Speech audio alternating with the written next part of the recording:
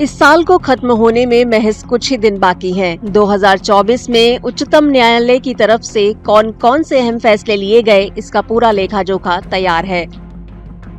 1 अगस्त 2024 को ऐतिहासिक फैसले में उच्चतम न्यायालय ने राज्य सरकारों को अनुसूचित जातियों और अनुसूचित जनजातियों की श्रेणियों में सब कैटेगरी बनाने की इजाजत दी, ताकि समाज में असमानताओं को दूर किया जा सके और इसका फायदा सभी को बराबर मिल सके।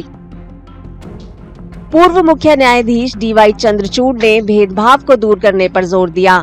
हालांकि ये भी कहा कि सब कैटेगरी की जरूरत नहीं थी। CJI के इस फैसले ने राजनीतिक बहस को जन्म दिया। इसका कुछ नेताओं ने समर्थन तो कुछ ने विरोध किया।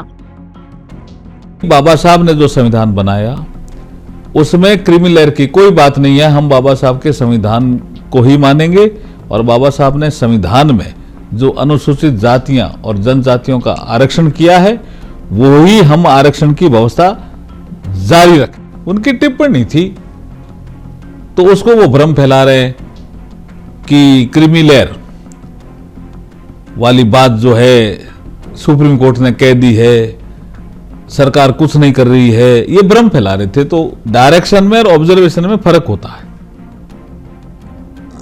डिसीजन में और ऑब्जर्वेशन में भी फर्क होता है। उनकी टिप्पणी थी। उच्चतम न्यायालय ने निजी संपत्ति को लेकर भी अहम फैसला सुनाया।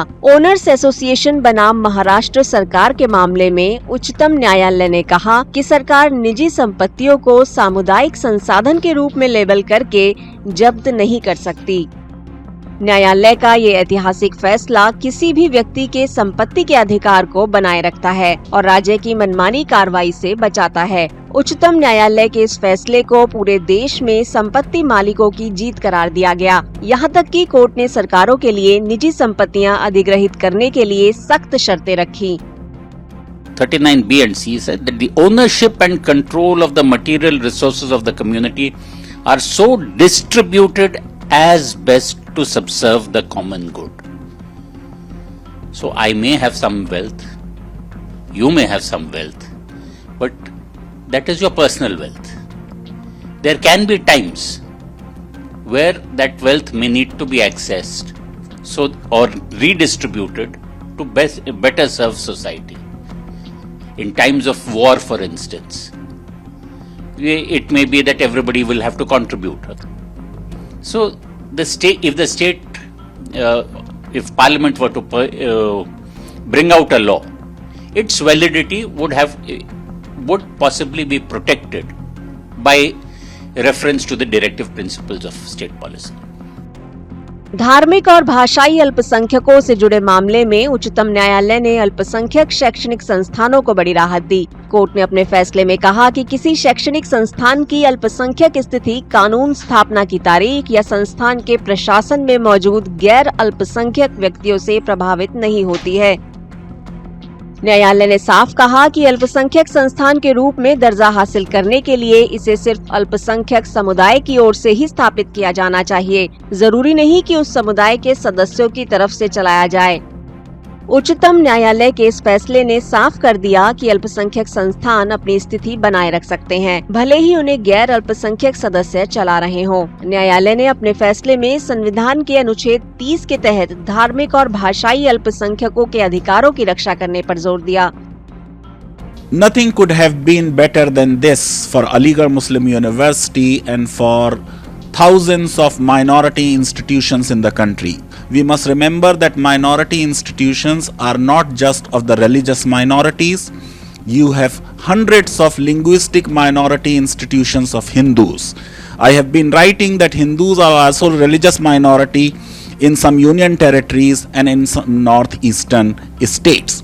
Now the Supreme Court majority bench had said that we need to look at who was the person who conceived the original idea of establishing an institution, for what purpose that institution was to be established, how the funds were collected, who donated the land, and the mere fact that the legislature passed a law does not take away the right of a minority institution to have minority character. साल 2024 में उच्चतम न्यायालय की तरफ से लिए गए ऐतिहासिक फैसलों में नागरिकता अधिनियम 1955 की धारा 6A की संवैधानिक वैधता को बरकरार रखना भी शामिल है। ये धारा 1966 और 1969 के बीच असम में आए भारतीय मूल के प्रवासियों को नागरिकता देती है।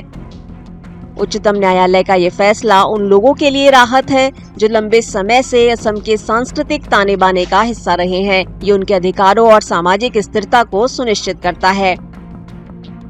Purpose of the legislation was to recognize the accord, the Assam Accord, which was after protest that was caused due to migration and so on and so forth. And the court today has upheld the 6A provision that in effect made the law that follows the accord, that there would be a cut-off date of 1966. Anyone who entered India and is ordinarily resident before 66 would be a citizen. Someone who came between 66 and 71 would, with the qualifying elements, would after 10 years become a citizen, and those who came after 71 will not be citizens. So that's what the accord was in rough, and that's what was recognized in the legislation. That legislation has been upheld. So what does it mean now? A lot of people are still hanging there. No, it just means anyone who had come before 71, 10 years have passed, therefore that person also would be a citizen. Among 2024 में उच्चतम न्यायालय की तरफ से लिए गए इन अहम फैसलों में बिल्किस बानो गैंगरेप के आरोपितों को रिहा करने का मामला भी शामिल है। न्यायालय ने गुजरात सरकार के रिहाई के आदेश को रद्द कर दिया था। बिल्किस बानो गैंगरेप के 11 दोषियों की रिहाई के आदेश को उच्चतम न्यायालय ने पलट दिया। इसके अलावा उच्चतम न्यायालय की ओर से चुनावी बॉन्ड को लेकर भी अहम फैसला लिया गया। न्यायालय ने 2018 की चुनावी बॉन्ड योजना को अमान्य कर दिया ताकि देश में स्वतंत्र और निष्पक्ष चुनाव हो सकें और चुनावी चंदे में पारदर्शिता आ सके। उच्चतम न्यायालय ने बुलडोजर कार्रवाई को लेकर भी फैसला सुनाया। अदालत ने अवैध बुलडोजर विध्वंस को रोकने, मौलिक अधिकारों को मजबूत करने, जवाबदेही को बढ़ाने के लिए दिशा निर्देश जारी किए। इन फैसलों ने सामूहिक रूप से न्याय और लोकतांत्रिक सिद्धांतों को बनाए रखने में उच्चतम न्यायालय की भूमिका को उजागर किया। The Supreme Court has basically said that you cannot bulldoze people's properties just because they are accused of a crime.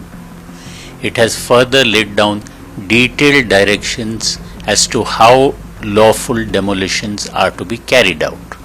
There may be cases of encroachments where demolitions are necessary, but even there you have to take all these precautions. किसी पे भी इल्जाम लगा के घर तोड़ देते थे।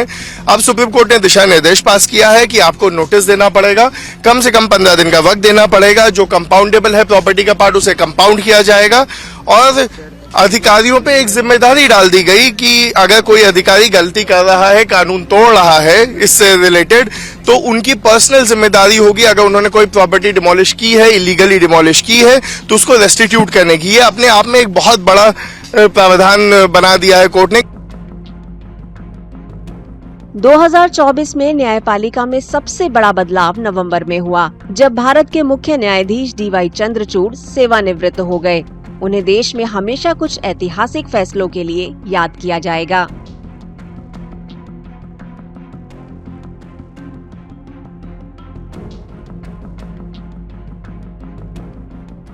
अगर आप ये वीडियो YouTube पर देख रहे हैं तो हमारे चैनल को सब्सक्राइब करें और बेल आइकन को दबाना ना भूलें। अगर आप Facebook पर ये वीडियो देख रहे हैं तो हमारे पेज को लाइक करें।